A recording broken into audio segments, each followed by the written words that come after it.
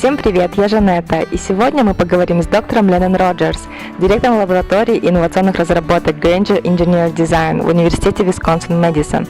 А самое интересное, он проектирует электрические мотоциклы для гонок на острове Мэн. Давайте узнаем поподробнее.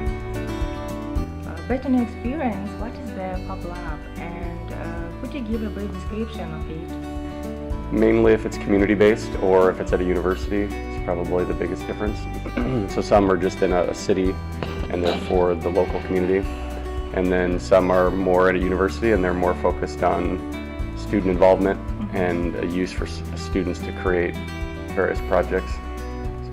Yes, and could you describe the role of the Fab Lab in terms of academic research, business, and programs? And in your opinion, who is the main audience of the Fab Lab?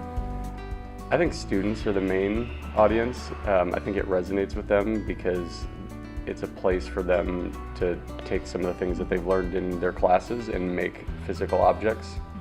I think instructors are also attracted to them because they're a way to teach students about things that are more hands-on, and so it's a place for them to go and do that. What kind of projects are more popular in the Fab Lab of Wisconsin-Madison University, and could you share with us the most interesting projects which was developed under the framework of your Fab Lab? We have all kinds of different things. They probably range, I'll give you the extremes. So probably on just the total fun side of things, students make things like Halloween masks, and more artistic stuff, but we definitely encourage them to do a lot of engineering and more science-related projects. And so maybe on the other extreme is there are students that are working on a 3D metal printer, and so it's more of an engineering effort. Oh, well, it's very interesting. Yeah, it's very complicated. What do you think about Fab Lab in Nazarbayev University, and maybe you have some suggestions? Yeah, I've spent the last few days meeting with a lot of different people. I think it's super promising, mainly because there are a lot of things starting from scratch. So if it was a university that had been up and running for a long time and maybe there was a resistance to change, it might be more challenging.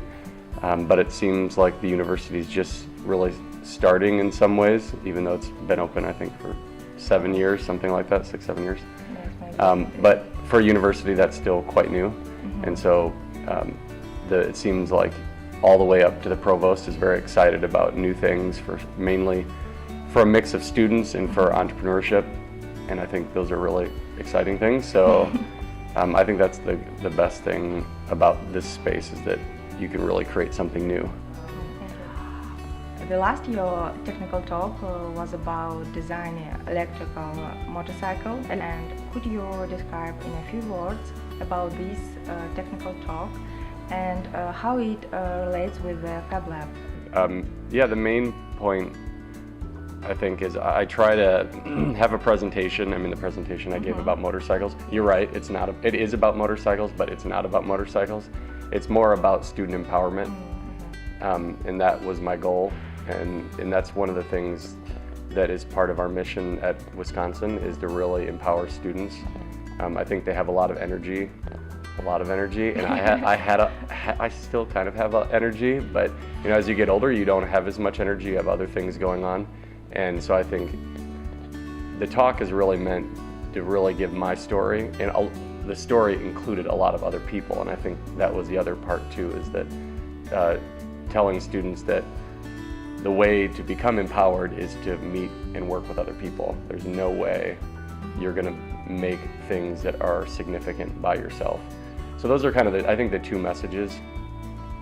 But the first part of the talk is, be empowered, collaborate with other people, and then probably the unique thing to my story, and that's maybe is related to motorcycles, but is that to encourage students to find things that they're passionate about. So motorcycles just happen to be the thing that I like to do, and I found other people that like to do it. But it can be healthcare, it can be general transportation, it can be fashion, it can be anything. But I think students don't commonly connect what they're passionate about with what they're learning about in school. And so that story is really about my journey of connecting the engineering that been taught with my passions. So that was kind of the third point. Thank you. And did you race, and how often did you race yourself? Motorcycle? Me, ride the Yes. motorcycle. So the two races that I talked about, it was Pikes Peak and the Isle of Man, and those are professional races. So Isle of Man, it is actually very complicated to ride, and I'm not good enough. So they're quite good, and we have some funny stories about us thinking that we might be able to ride in the race, but once you get to know the race and see the skill that's required, it's pretty much impossible. And Pikes Peak is somewhat similar. So these riders, you know, they just focus on the riding part, and I think as an engineer it might be kind of difficult. You know, you want to be thinking about all the other things. Not even difficult, it's very dangerous. Well, it's dangerous too, that's true. Yeah, that's the other part. What is your opinion about the Bike University community, and specifically what you could recommend in terms of the role of the Fab Lab in the Bike University? I think probably the thing to note is that the equipment is kind of one piece. So what 3D printers do you have? What kind of computers do you have? What kind of virtual reality do you have? I mean, that's an important part for sure. And that really just depends on your budget. And yeah, the more equipment that you have, the nicer equipment you have, that's a really good thing. But there's a significant piece just about the community, and that is a little bit harder just to buy. So the equipment you just buy, it's the budget. The community, the culture, that's a lot trickier, and it really depends on the leadership of all the people here in the Fab Lab, and really mainly, it's not really impacted that much about the upper leadership, but kind of at the level where students interact. And so I guess the biggest advice, and I've been trying to communicate, is just that team, the people, the students, the staff, you know, creating more of that culture.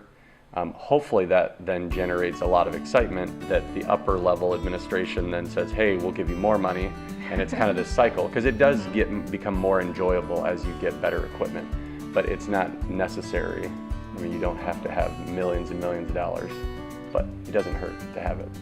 But sometimes it's just creating that community, and then it feeds on itself, and then hopefully you get more money, and then it becomes better, and then the community's even more happier. But you can start quite small, just building that community, getting students super engaged with the process early on. So that's kind of what I've advised the most. There are all these other little details that we've talked about, like which 3D printer, which type of equipment, you know, which virtual reality, and that's another topic. But I think that stuff you can find even on the internet in some sense, but you can't find community and all these other things, culture, you know, on the internet. You can't download that from the internet. So, yeah.